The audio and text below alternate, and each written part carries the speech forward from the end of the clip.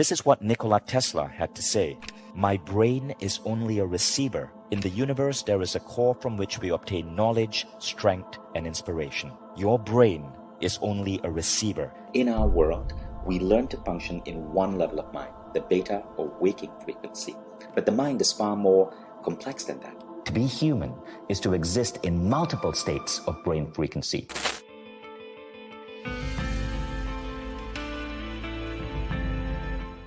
Why in the Western world, we get tricked into seeing the world from a particular lens, and that is the lens of the physical world, that everything that is real is that which we can touch.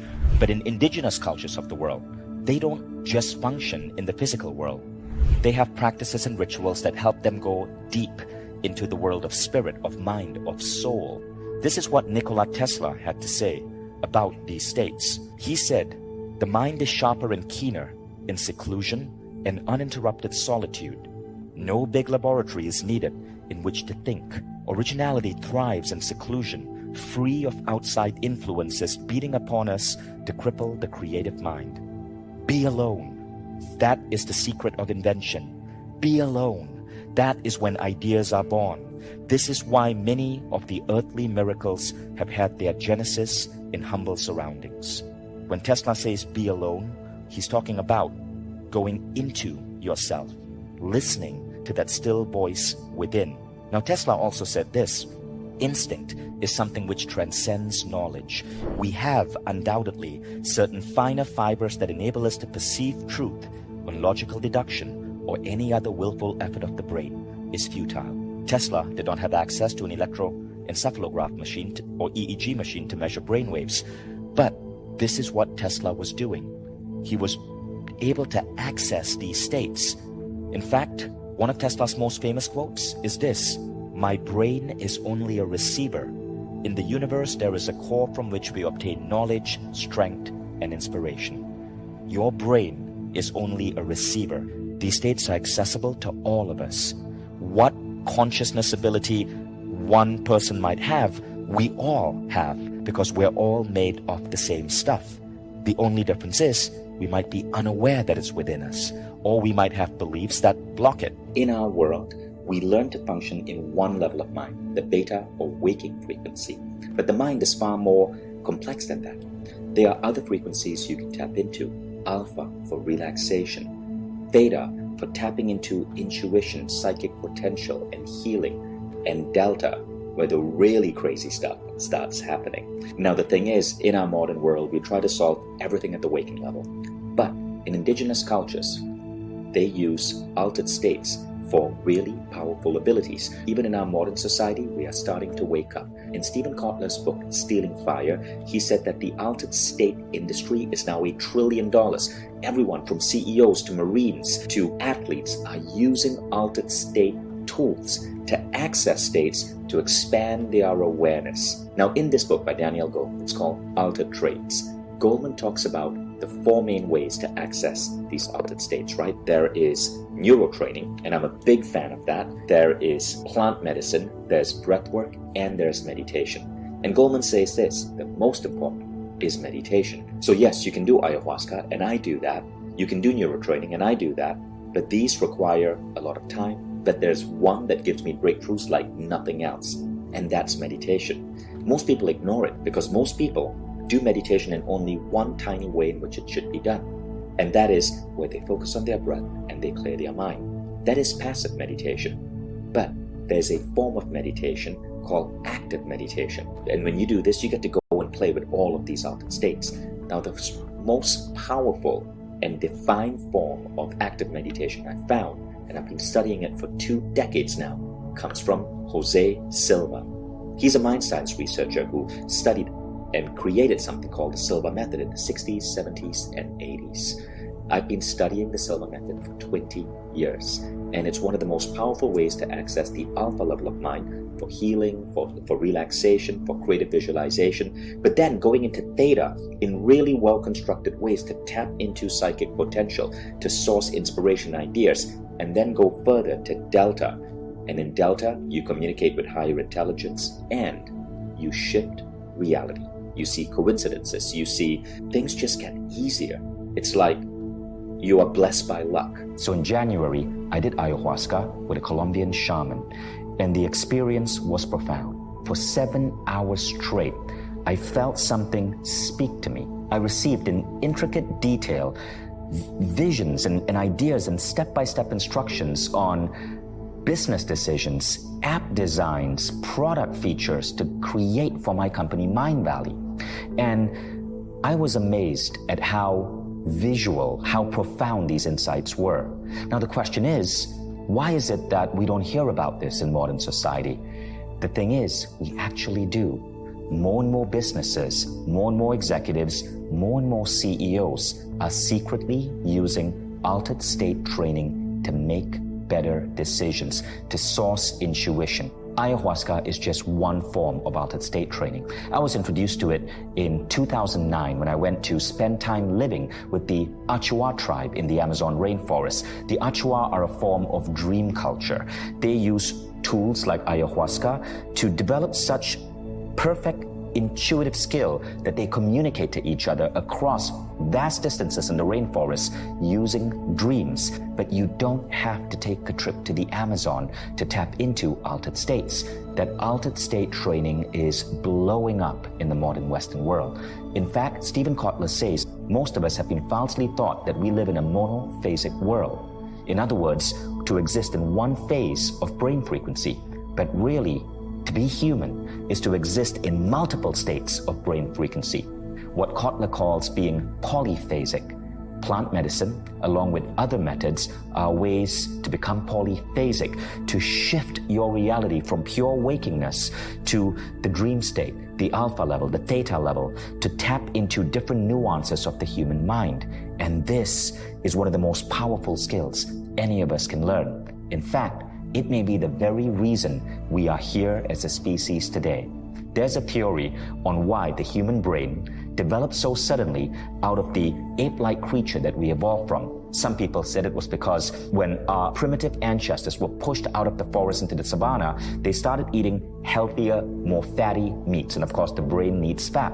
That's one theory. There's a second theory that it was the discovery of fire which allowed us greater access to food and to break down food so we could have greater nutritional absorption. That's the second theory. But there's a third theory called the theory of the stoned ape that said that our early ancestors, as they foraged the savanna, they discovered certain psychedelic mushrooms. And these psychedelic mushrooms gave them the unique human ability to go into worlds within. See, what keeps us separate from the animals are constantly looking outwards. They see outwards with their eyes, but we human beings can go inwards. We can see thoughts, we can see ideas, we can play with intangible things that you cannot touch with your fingers, concepts that exist solely in our head: love, God, success, compassion. You can't touch those things. They are all inner states. So why then do we assume that the sole method of functioning as a human being is to be fully awake? What if we're only meant to be partially awake, and the rest of the time we're meant to go within? Now, Daniel Goleman, in his amazing book, Altered Traits, says that there are 4 ways to access altered states of mind. Plant medicine is just one, but plant medicine is illegal in most countries. It can be dangerous, and it requires a huge expense of time. Breathwork is profound. Everyone needs to try it. But breathwork is unpredictable. You don't know the insight you're going to get.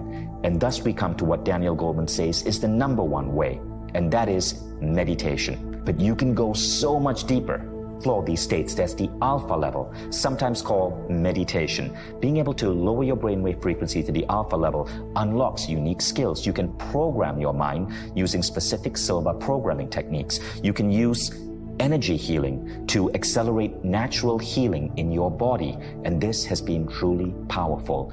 Dr. O. Carl Simonton, the famous cancer research pioneer, said that the imagery therapy that he was teaching people to help them accelerate cancer recovery was inspired by the silver method. In fact, Simonton said the silver method was by far the most effective and powerful tool he had to offer patients. The third thing that you can do is access deep states of bliss, eradicate stress, fears, anxiety.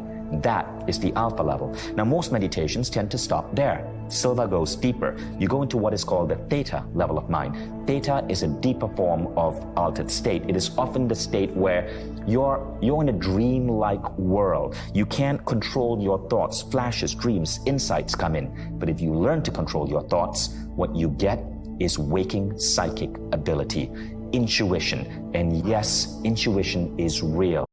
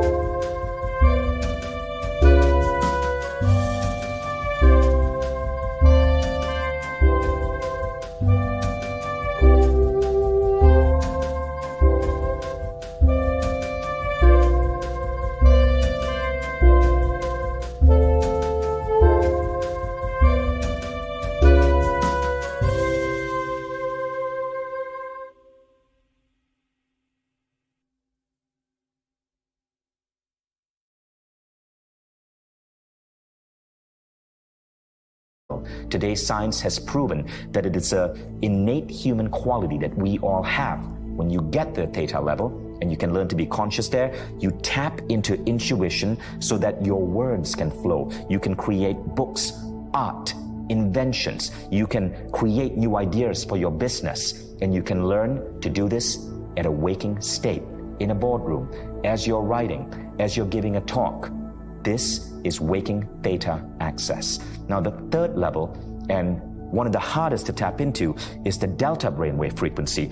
Delta is the state that we're in when we are asleep. That at the delta level frequency, we're connected to a higher power, and we can program our mind before going to bed to go into delta and tap into this higher power to solve problems, to create coincidences in our lives, to help us move more easily towards our desired goals.